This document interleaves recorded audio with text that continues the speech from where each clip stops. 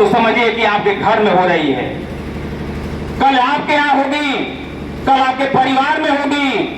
और जिस तरह दर्द से, जिस तरह आंसू वो व्यक्ति बहा रहा है, उस तरह से आप भी आंसू बहाएंगे।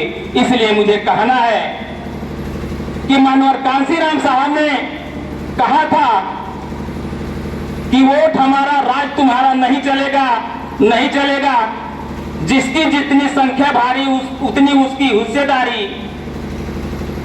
लेकिन हम इस बात को भी भूल रहे हैं, जब हमारी संख्या की बात आती है तो हम एक पक्ष किसी बिरादरी पर चले जाते हैं, जब हमें संगठन की बात आती है तो अपने पूंजी पर चले जाते हैं, जब हमें बल ताकत देने की बात आती है तो अपने एकल शक्ति के विषय में चले जाते हैं। जैसे जब भी चुनाव आते हैं, जैसे चुनाव जब भी आते हैं तो ये सुरक्षित सिद्ध बढ़ा है। यहाँ जो भी लड़ते हैं एसी समाज के व्यक्ति लड़ेंगे, ये 25 साल के लिए सुरक्षित था।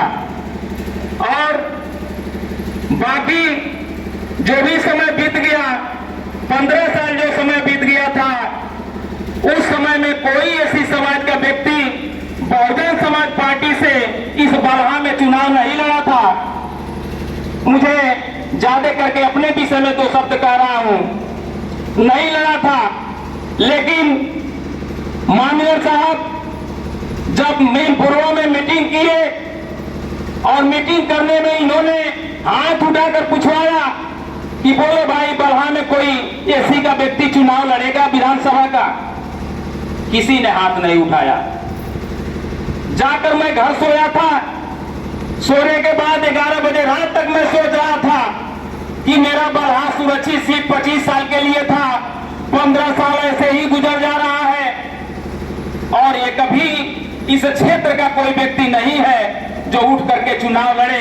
हालांकि पैसे पूंजीपति वाले बहुत हैं, इसलिए नहीं लड़ रहे हैं कि उनके पास हिम्मत नहीं है, इसलिए नहीं लड़ रहे हैं कि शायद